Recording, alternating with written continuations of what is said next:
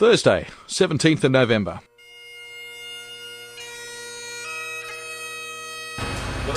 This is Jedburgh. We stayed here overnight after leaving Edinburgh yesterday. This is the hotel we stayed at.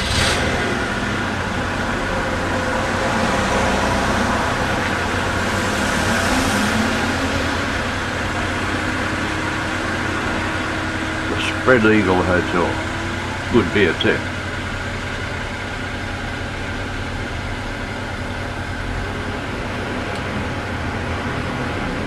Just had breakfast. It's about 8 o'clock in the morning.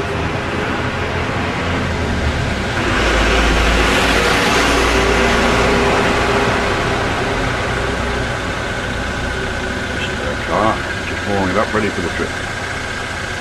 Heading now for Thirsk in England. The Scottish-English border is about 40 miles away, so we'll be there fairly shortly. Made a good start out of Jedburgh, heading for Thirsk, Heriot country.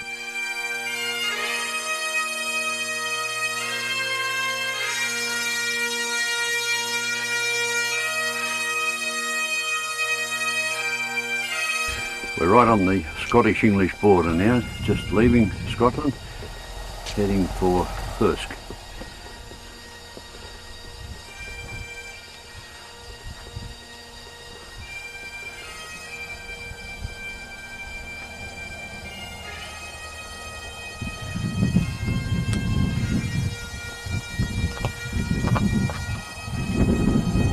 Beautiful scenery.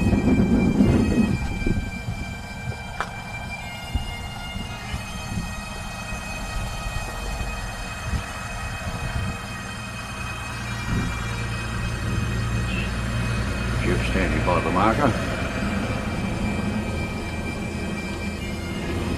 We're always intrigued by these stone walls everywhere. Well, I just think that for miles. Never go very far without seeing the pine forest as well.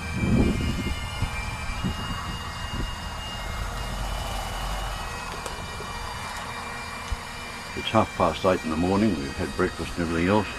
The road's very frosty though, and you've got to be pretty careful. Okay, that's it. It's goodbye to Scotland and hello to England.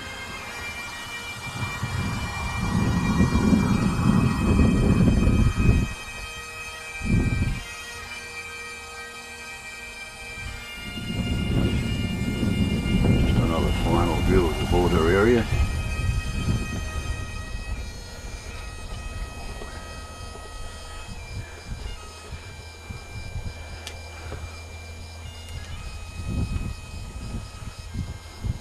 There's a sign that shows it.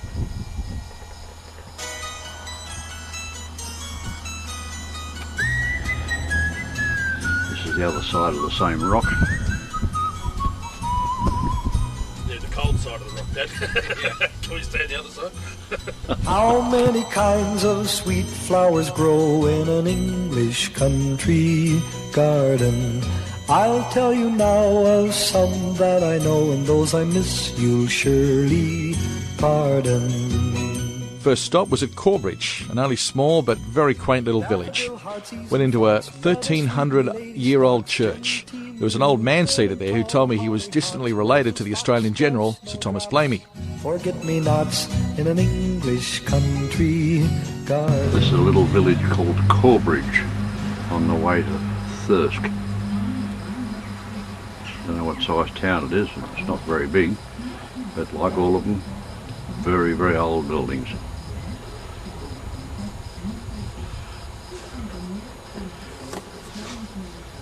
It's 9:20 in the morning and still freezing cold. Ice on the road wherever we drive. Got to be very careful. This is still Corbridge. As you can see, the street's just wide enough for one vehicle only. Right next to this doorway here, and they're like all of them, that's the residence, and it opens right out onto the footpath.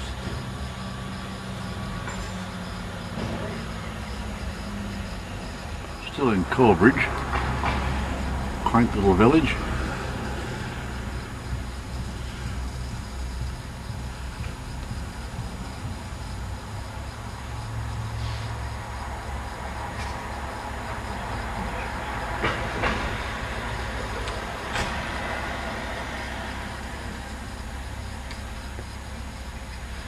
church with its own cemetery. I'll go and have a look shortly, see how old they are, some of the gravestones, headstones.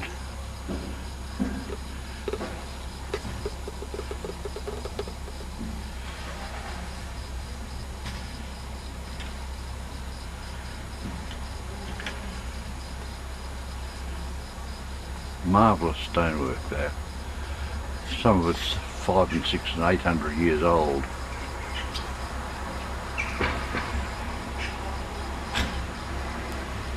Where we can keep off the main highway so as to see more countryside, we did. All the paddocks are just as we expected them to be. Very neat, not very big, but very, very green. And each paddock bounded by old stone fences. They were so wet, I bet you could bog a tractor in them. We're on the A68 highway to a town called Darlington. It's a bit of a diversion, but we're heading for Thirsk. Should be there, it's about 11 o'clock in the morning, we should be there by lunchtime. But this is just some of the typical English countryside.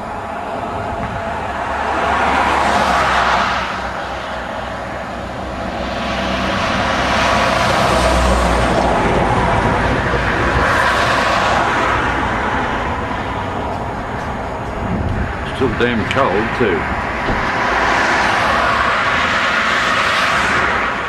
I think at one stage the temperature got up to 4 degrees, which is probably the best it's been for a while. Two things have stood out in the country. First, in Scotland, is all the pine forests. They're everywhere. Thousands of acres of them, all specially planted to harvest the timber, and all over you could see where they were being cut down and new plantings made to replace them. Secondly, in England especially, are all the round bales of hay. There are hundreds of them in every farm. I'm told it is grass hay for hand feeding the stock in the 8 or 9 months of winter. Stock is nearly all sheep, there's very few cattle. Next city we came to was Darlington, extremely big. We had a good look around and Paul took the opportunity of going to an internet cafe and picking up and answering his emails from his office. We set out then and reached Thirsk in the early afternoon. This is the heart of Harriet country, and the first thing we did was to park the car and look for the Harriet Museum. This was located in his original home and well set up. The ground floor had a lot of memorabilia, and his original office was made up as he would have used it. They also have a room set up as a movie studio to show how they made the TV series.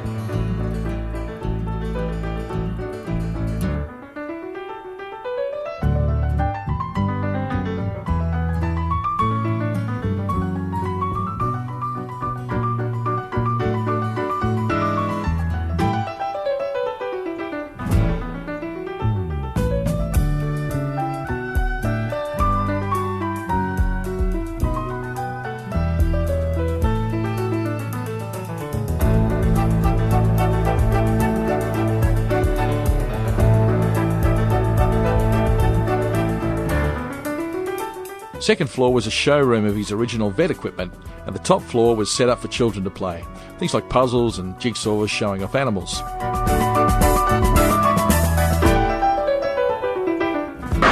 This is the street that James Herriot lived in. It's the church just at the far end. And if you stay there, we'll walk back around here when we're past it.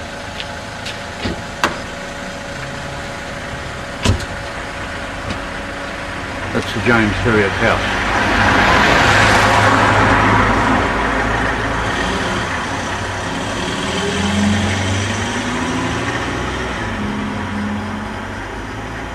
You see the sign up there.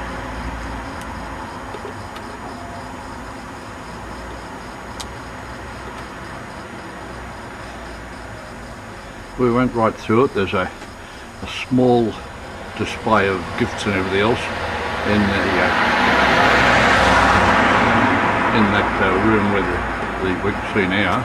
Then you go through that green door and upstairs, and there's 2 floors above it, and it's absolutely full of memorabilia.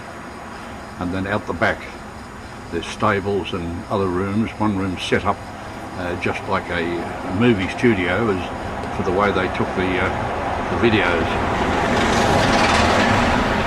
of the movie, of the TV series, I mean. So it's all very well laid out and shows an awful lot of things about him and about his life. Paul found a B&B right across the road from the museum. The boys then went back to pick up the parked car, and surprised, there was a £40 parking ticket in the windscreen. Paul is going to write a protest letter when he gets home.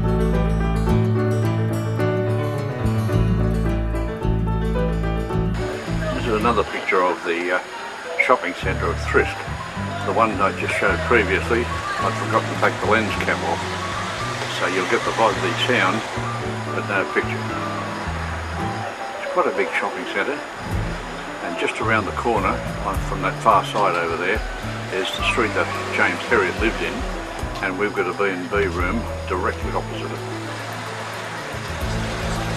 It's getting pretty dull now. It's after 4 o'clock in the afternoon. Had a good look round, then a Chinese feed and back to bed again before 8 o'clock. Did I mention we found a pub called the Darrowby Inn, so we had a sample of their wares.